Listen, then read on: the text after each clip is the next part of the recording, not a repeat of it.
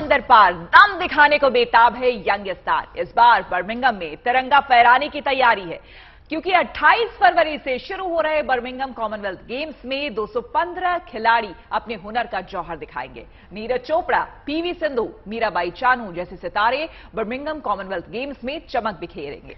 जी हां, देखिए कुछ ही दिनों का इंतजार है। 28 जुलाई से शुरू होने जा रहे हैं गेम्स, यानी इस बार मेडल्स की बारिश होनी तय मानी जा रही है। मंच सज गया है, लक्ष्य सामने है और खिलाड़ी बिल्कुल तैयार हैं। बीते कुछ सालों में देश में खेल को लेकर जो माहौल तैयार किया गया है, खिलाड़ियों को जो कोचिंग और सुविधा दी जा रही है, उम्मीद उसके साथ यही बन गई है कि युवा खिलाड़ी बेहतरीन प्रदर्शन करेंगे और कुछ नए नाम, नए चेहरे इस गेम्स में चमकेंगे और निखरेंगे। लक्ष्य वही है कि तिरंगे को लहराता देखना है, राष्ट्रगान की धुन को बजते सुनना है, अच्छे और दमदार खेल में अपना प्रभाव छोड़कर के आना है। मिशन बर्मिंघम के लिए तैयार है यंगिस्तान। पूरे जोश और जज्बात के साथ खेल के मैदान पर छा जाने को तैयार है हिंदुस्तान। कोई नहीं है टक्कर में, कहां पड़े हो चक्कर में। इरादा साफ है, 215 खिलाड़ियों का जत्था 7 समंदर पार तिरंगा लहराने को बेकरार है। इस बार कॉमनवेल्थ गेम्स का आयोजन 28 जुलाई से 8 अगस्त तक इंग्लैंड के बर्मिंघम शहर में हो रहा है। गोल्ड कोस्ट में खेले गए पिछले कॉमनवेल्थ गेम्स की मेडल लिस्ट में ऑस्ट्रेलिया और इंग्लैंड के बाद तीसरे स्थान पर रहा था भारत। बर्मिंघम कॉमनवेल्थ गेम्स में भारतीय दल का नेतृत्व करेंगे टोक्यो ओलंपिक के स्वर्ण पदक विजेता नीरज चोपड़ा। पिछली बार के कॉमनवेल्थ गेम्स में भारत ने 66 मेडल छटके थे। इस बार कामयाबी का नया इतिहास रचने की तैयारी है। निश्चित तौर पर प्रेरणादायी है, लेकिन अब आपको नए सिरे से नए कीर्तिमानों की तरफ देखना है। आप अपना सर्वश्रेष्ठ प्रदर्शन कीजिए, यही कोटि कोटि देशवासियों की आपसे अपेक्षा है। देशवासियों की तरफ से आपको शुभकामनाएं भी हैं, देशवासियों की तरफ से आपको आशीर्वाद भी है, और मेरी तरफ से आपको बहुत बहुत शुभकामनाएं, बहुत बहुत धन्यवाद। और जब विजयी होकर के आएंगे तो मेरा यहां आने का निमंत्रण अभी से दे देता हूं आपको। भारतीय खिलाड़ी 15 खेलों और 4 पैरा खेलों की 141 प्रतियोगिताओं में हिस्सा लेंगे। टीम को बॉक्सिंग, बैडमिंटन, हॉकी, वेटलिफ्टिंग, महिला क्रिकेट और कुश्ती जैसे खेलों में अच्छे प्रदर्शन की उम्मीद है। अब उन सितारों पर एक नजर जिनसे पदक की उम्मीद की जा रही है। जेवलिन थ्रोअर नीरज चोपड़ा बेशक मेडल के अहम दावेदार हैं। बॉक्सिंग में 51 किलोग्राम वर्ग में अमित पंघल से काफी उम्मीदें हैं। कुश्ती में बजरंग पूनिया, रवि दहिया और दिनेश फोगाट से कामयाबी की आस है। तो वहीं बैडमिंटन में पीवी सिंधु दम दिखाएंगी। सिंधु शानदार लय में है, हाल ही में सिंगापुर ओपन जीतकर उनके हौसले बुलंद हैं। आप लोगों को क्या करना है, कैसे खेलना है, इसके आप एक्सपर्ट हैं। मैं बस यही कहूंगा कि जी भर के खेलिएगा, जमकर खेलिएगा, पूरी ताकत से खेलिएगा और बिना किसी टेंशन से खेलिएगा। और आप लोगों ने वो पुराना डायलॉग सुना होगा, कोई नहीं है टक्कर में, कहां पड़े हो चक्कर में। बस इसी एटीट्यूड को लेकर आपको वहां जाना है, खेलना है। खास बात यह है कि इस बार महिला क्रिकेट T20 फॉर्मेट को भी कॉमनवेल्थ गेम्स का हिस्सा बनाया गया है। लिहाजा इस बार भारत पाकिस्तान का रोमांच भी कॉमनवेल्थ गेम्स में देखने को मिलेगा। 31 जुलाई को भारत का सामना चिर प्रतिद्वंदी पाकिस्तान से होगा। कि मैदान बदला है, माहौल भी बदला होगा, लेकिन आपका मिजाज नहीं बदला है, आपकी जिद नहीं बदली है। लक्ष्य वही है कि तिरंगे को लहराता देखना है, राष्ट्रगान की धुन को बजते सुनना है। इसलिए दबाव नहीं लेना है, अच्छे और दमदार खेल में अपना प्रभाव छोड़ करके आना है। इस बार वेटलिफ्टिंग में 15 खिलाड़ियों का दल हिस्सा ले रहा है। कॉमनवेल्थ गेम्स में भारतीय वेटलिफ्टर्स का दबदबा रहा है। भारत ने इस प्रतिस्पर्धा में अब तक 125 मेडल छटके हैं। आजादी के बाद भारत ने पहली बार 1954 में कॉमनवेल्थ गेम्स में हिस्सा लिया था। साल 2010 में दिल्ली में खेले गए कॉमनवेल्थ गेम्स में भारत का ऐतिहासिक प्रदर्शन रहा था। तब भारत ने कुल 101 मेडल हासिल किए थे, जिनमें 38 स्वर्ण, 27 रजत और 36 कांस्य पदक थे। जाहिर है हिंदुस्तान का इरादा फिर से इस प्रदर्शन को दोहराने का है। लक्ष्य सामने है और मोटिवेशन की कोई कमी नहीं। बर्मिंघम में कामयाबी का आसमान छूने को बेताब है Hindustan. Bureau report, good news today. की तरह इस बार भी प्रधानमंत्री नरेंद्र मोदी ने कॉमनवेल्थ गेम्स के लिए बर्मिंघम जा रहे खिलाड़ियों से बातचीत की, उनका हौसला बढ़ाया। खिलाड़ियों ने भी इस मौके का भरपूर फायदा उठाया और दिल खोलकर प्रधानमंत्री से बात की। जी हां, खुलकर खेलिए, बिना डरे खेलिए। मैदान बदला है, आपका मिजाज नहीं। प्रधानमंत्री मोदी के ये शब्द यकीनन खिलाड़ियों का मनोबल बढ़ाएंगे। झारखंड से ताल्लुक रखने वाले हॉकी खिलाड़ी सलीमा टेटे ने जब प्रधानमंत्री से बातचीत की तो देखिए कैसे प्रधानमंत्री ने उनका और बाकी हॉकी खिलाड़ियों का हौसला बढ़ाया और उनकी तारीफ की। बस आप लोग हमें ऐसे सपोर्ट कीजिए ताकि हम और आगे तक जाएं। जैसे टोक्यो ओलंपिक्स हमारी एक बहुत अच्छा पहचान थी, जैसे हमने बहुत अच्छा खेला हमारी टीम, तो हमें इसको कंटिन्यू रखना है। सर सलीमा, आप छोटी सी ही उम्र में कई बड़े अंतर्राष्ट्रीय मैच खेल चुकी है और मुझे पक्का विश्वास है कि ये अनुभव आपको आगे भी बहुत ही मदद करेगा। आप बहुत आगे बढ़ेगी। मैं आपके माध्यम से महिला और पुरुष दोनों ही हॉकी टीम को अपनी ओर से और देश की तरफ से बहुत बहुत शुभकामनाएं देता हूं। आप सभी बिना किसी तनाव को मस्ती से खेलिए। सभी लोग सर्वश्रेष्ठ जब प्रदर्शन करेंगे तो पदक हर हाल में आना ही आना है। आप सभी को बहुत बहुत शुभकामनाएं। चलिए अब जरा क्रिकेट के मैदान का रुख कर लेते हैं। जोश उत्साह यहां भी कम नहीं है। टीम इंडिया 22 तारीख से वेस्ट इंडीज के दौरे पर जाने वाली है।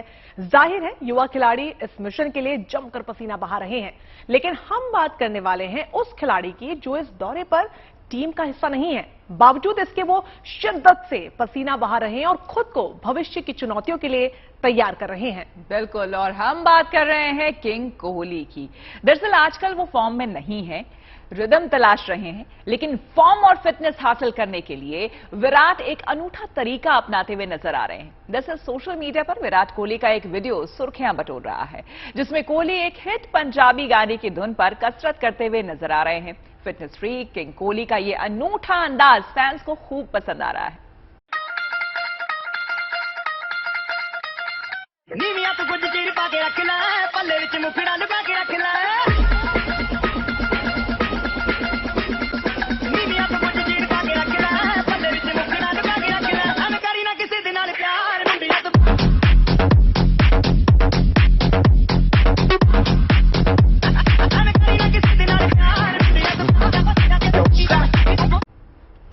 देखिए, बात जब खेल और खिलाड़ियों की हो रही है तो अब आपकी मुलाकात करवाते हैं एक और खिलाड़ी से जिसके हुनर का डंका अमेरिका में बज रहा है। इस खिलाड़ी की कहानी बताने के लिए आपको लेकर चलते हैं। भाई, मेरा शहर हैगा पंजाब द जलंधर। नवजोत साडा भी गवांड पैंदा बता सकते हो खबर में भी। जलंधर के तेजिंदर वीर सिंह ने बास्केटबॉल की प्रतिष्ठित लीग NBA में क्वालिफाई कर लिया है और इस लीग में खेलने दुनिया के हर बास्केटबॉल प्लेयर का सपना होता है और फिलहाल इनका ये सपना पूरा हुआ है।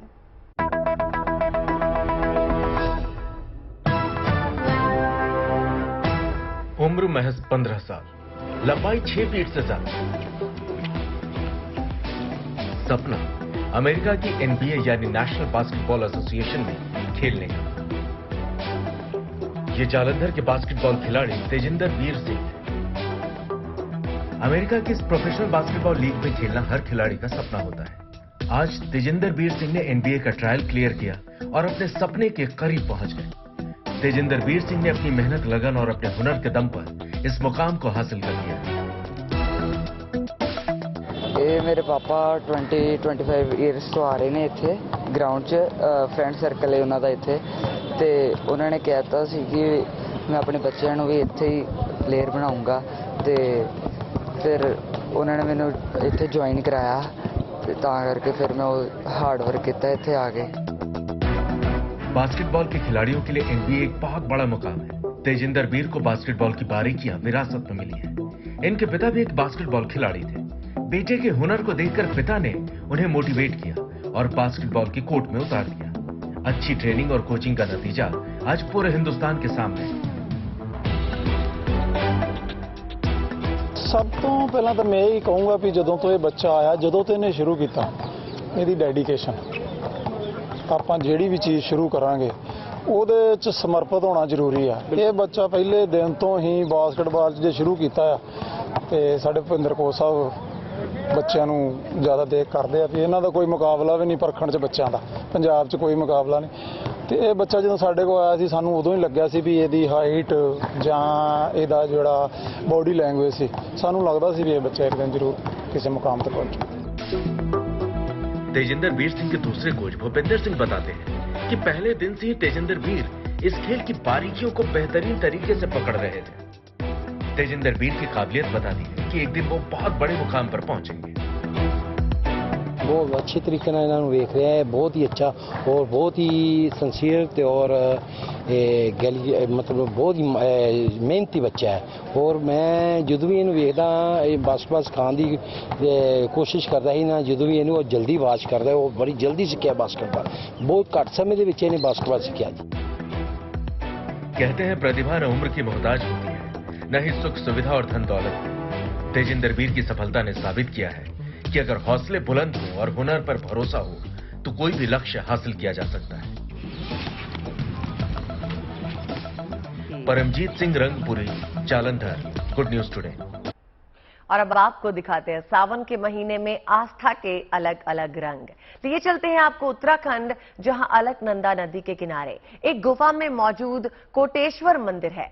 इस मंदिर को लेकर श्रद्धालुओं में काफी आस्था देखी जा रही है। देखिए, मान्यता है कि मंदिर में स्थापित शिवलिंग प्राकृतिक रूप से ही बना है। कोरोना महामारी के 2 साल बाद सावन के महीने में यहां पर भक्तों का सैलाब उमड़ रहा है, लेकिन लोग यहां पर जलाभिषेक किस तरीके से कर रहे हैं, किस तरीके का नजारा है, रिपोर्ट में देखिए।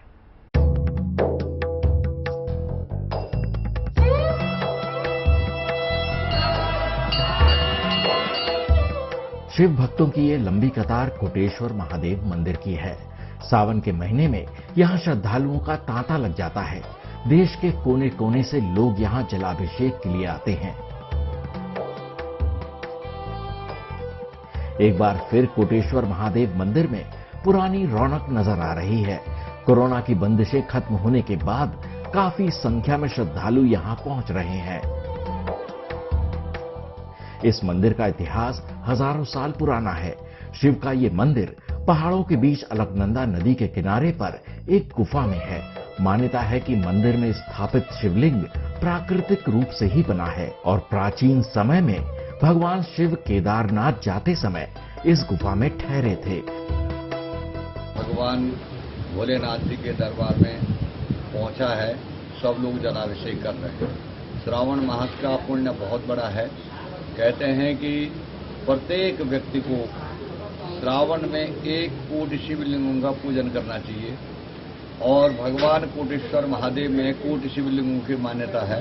कोटेश्वर महादेव में पहुंच करके लोग करोड़ों शिवलिंगों का पूजन का पुण्य लाभ अर्जित करते हैं। कोटेश्वर महादेव मंदिर उत्तराखंड के रुद्रप्रयाग शहर से लगभग 3 किलोमीटर दूर है। 4 धाम की यात्रा पर जाते समय भक्त इस मंदिर में आकर दर्शन जरूर करते हैं। मंदिर के आसपास का प्राकृतिक वातावरण यहां आने वाले श्रद्धालुओं को काफी पसंद आता है।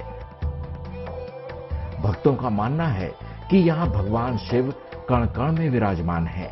मंदिर के आसपास देवी पार्वती, गणेश जी और हनुमान जी के साथ ही दूसरे देवी देवताओं की मूर्तियां भी हैं।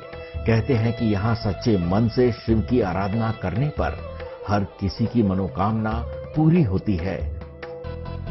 हमारे उत्तराखंड गढ़वाल की एक मान्यता है कि कि जिसके संतान होने में अड़चन आती है, जिनके संतान नहीं होती है, जिनका जो है कई प्रकार से कष्ट होता है संतान के प्रति, तो संतान की प्राप्ति के लिए यहाँ पे जो है लोग अधिक से अधिक लोग आते हैं संतान की प्राप्ति के लिए। और ये प्रत्यक्ष देखा हमने कि लगभग 99% लोगों को सफलता प्राप्त होती है यहाँ पे आकर के, कोई दिक्कत नहीं है। इसमें संदेह नहीं है कि भगवान शंकर जो है औढ़र वरदानी है।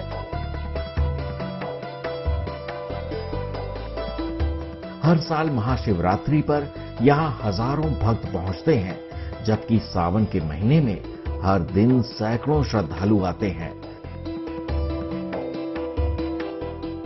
Praveen Semwal, Rudraprayag, good news today. देखिए, सावन का महीना शिव की आराधना का महीना है। इस महीने में कांवड़ यात्रा के भी अलग अलग रंग दिखाई देते हैं।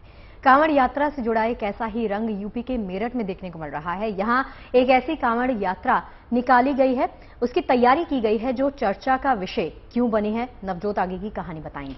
देखिए, कांवड़ यात्रा के दौरान आपने कई तरह के कलर्स देखे होंगे, लेकिन ये कांवड़ औरों से बिल्कुल अलग है। दरअसल इस कांवड़ को बुलडोजर की शक्ल में ढाला गया है। खास बात यह है कि इस कांवड़ को हिंदू मुस्लिम युवकों ने मिलकर बनाया है।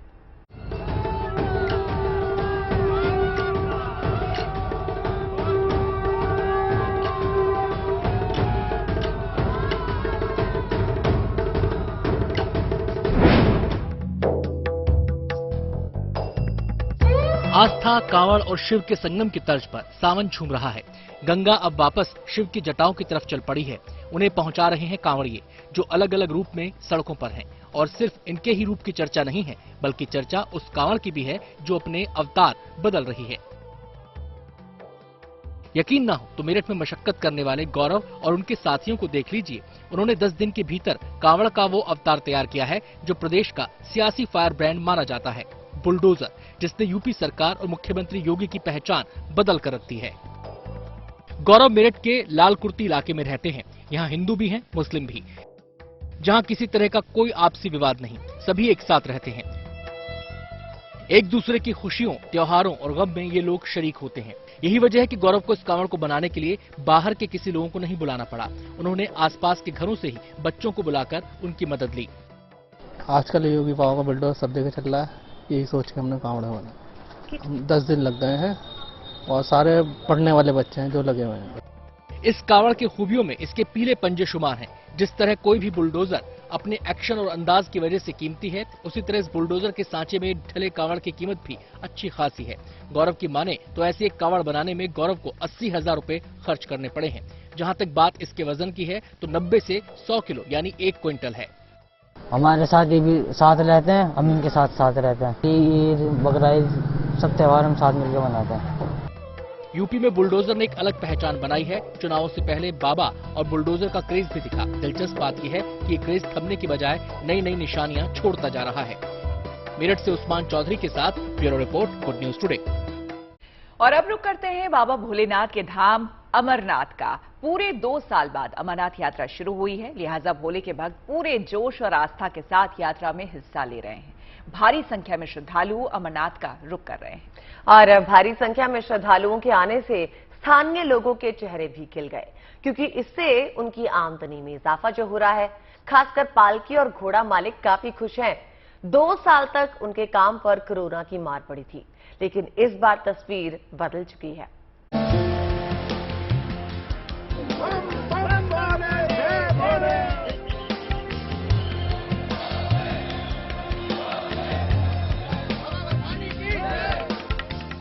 मुश्किल हालात, कठिन चढ़ाई, फिर भी श्रद्धालुओं के उत्साह में कोई कमी नहीं।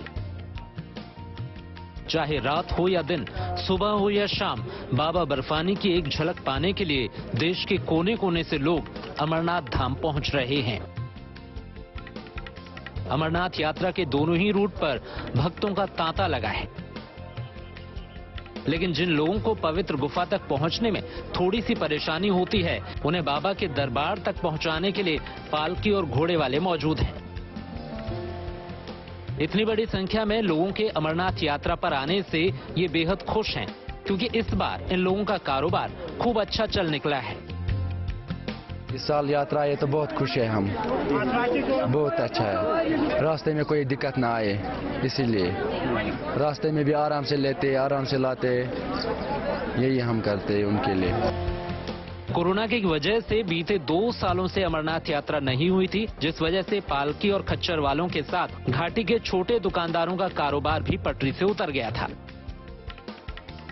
हालात इस कदर हो गए थे कि इन लोगों के सामने खाने पीने तक का संकट खड़ा हो गया था।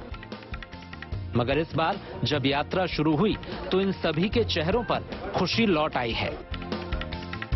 इस साल यात्रा शुरू हुआ है, लेकिन हमें इनको बहुत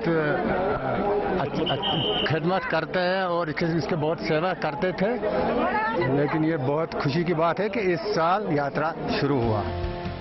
मौसम के बिगड़े मिजाज ने कई बार यात्रा में खलल डाला, जिसकी वजह से कई बार यात्रा रोकनी पड़ी। मगर श्रद्धालुओं के साथ पालकी, घोड़े और खच्चर वालों के उत्साह में कोई कमी नहीं आई। हालात कैसे भी रहे हों, इन लोगों ने श्रद्धालुओं की आवभगत में कोई कोर कसर नहीं छोड़ी।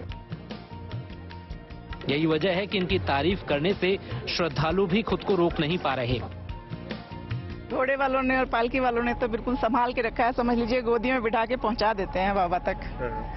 तो उनकी तो बहुत मेहरबानी है कि वो लोग यहाँ पे काम कर रहे हैं इस तरह से, हर आदमी को इतनी सुविधा दे रहे हैं कि उसे जरा भी मुश्किल नहीं होगी। घोड़े वाले, पालकी वाले सब लोग बहुत सहयोग कर रहे हैं और बाबा की कृपा है कि घोड़े वाले और पालकी वालों को भी उनसे बाबा की कृपा से उनको रोजगार मिलता है, उनकी रोजी रोटी चलती है, परिवार चलता है। सब एक दूसरे से जुड़े हुए हैं, एक दूसरे का सहयोग कर रहे हैं।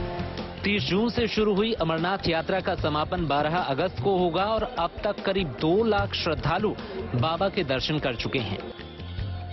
Bureau report, good news today. चलिए अब बात कर लेते हैं मौसम की। और आज मुझे ये खबर पढ़ते हुए बहुत खुशी हो रही है अदिति, बता दूं, क्योंकि इतनी बारिश हुई है हमारे इलाके में और मैंने बहुत मस्ती की। लिटरली मन नहीं कर रहा था कि आज मैं ऑफिस आऊं, लेकिन चलिए खबर बता देती हूं कि मौसम यहां पर औसम हो गया है। दिल्ली एनसीआर में आज मौसम पूरी तरह से बदल गया है। धूप छांव का खेल खत्म हुआ, बादल छाए और झूम कर बरसे। दिल्ली एनसीआर में बादल इतने काले और घने थे कि दिन में अंधेरा छा गया। वैसे आज मौसम विभाग ने बारिश को लेकर येलो अलर्ट जारी किया हुआ था। आज मौसम विभाग का पूर्व अनुमान बिल्कुल सटीक साबित हुआ। बारिश की संभावना जताई गई थी और बारिश हो गई। तो आप भी लीजिए दिल्ली एनसीआर की इस बारिश का मजा।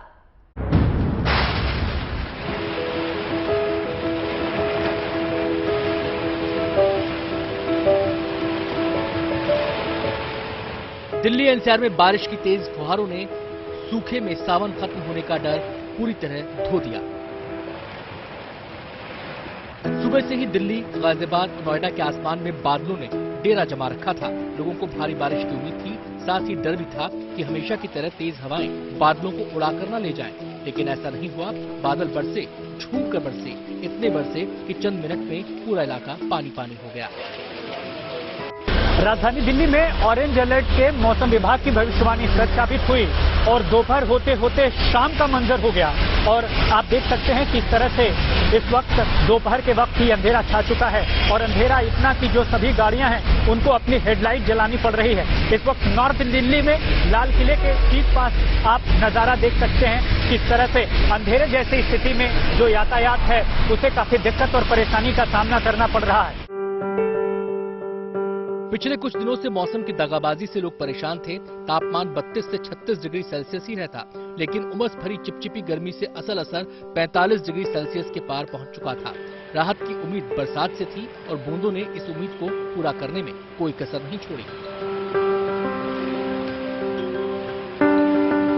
धरती की प्यास बुझते ही गर्मी भी कम होती महसूस हुई। बारिश के बाद तापमान 25 डिग्री सेल्सियस तक सिमट कर रह गया, जो बारिश का दौर शुरू होने से पहले 35 डिग्री से भी ज्यादा था।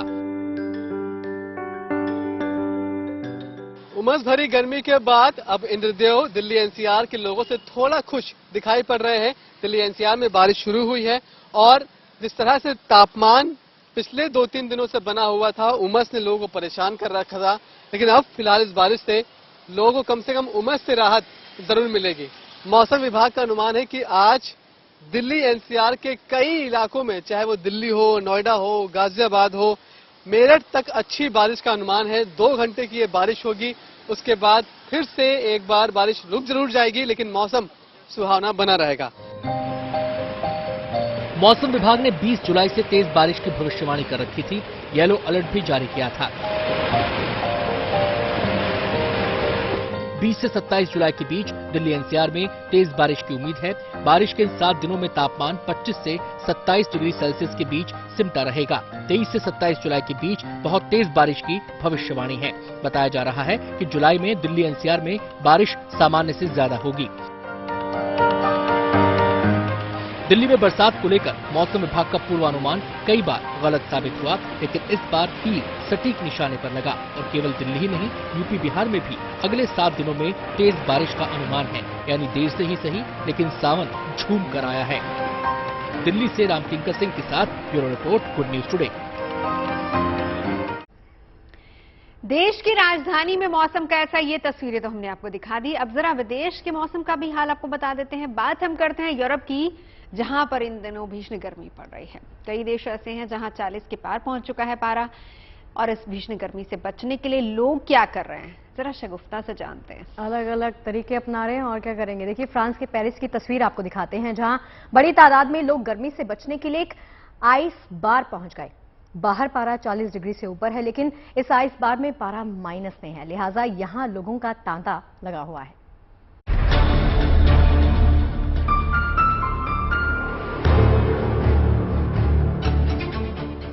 कोई फोटो खिंचवा रहा है तो कोई सेल्फी ले रहा है, जबकि कुछ लोग ड्रिंक्स के साथ बर्फ से बनी कलाकृतियों को देखकर खुश हो रहे हैं।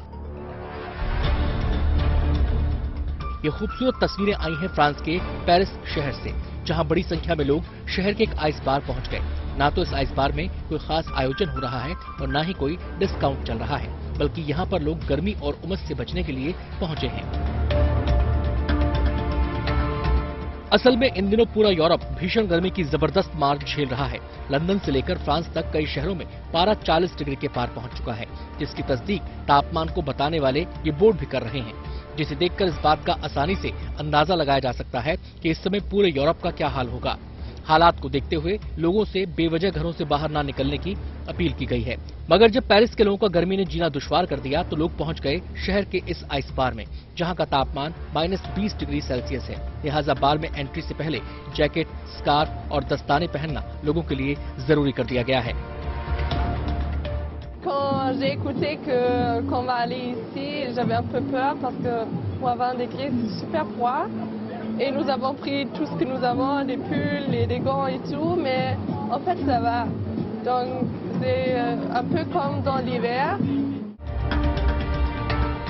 लेकिन सर्दी का लुत्फ उठाने के लिए लोगों को अपनी जेब भी ढीली करनी पड़ रही है। बार मैनेजर के मुताबिक 25 मिनट के अनुभव के लिए 25 यूरो यानी भारतीय रुपयों के हिसाब से करीब 2000 रुपए लोगों को चुकाने पड़ रहे हैं।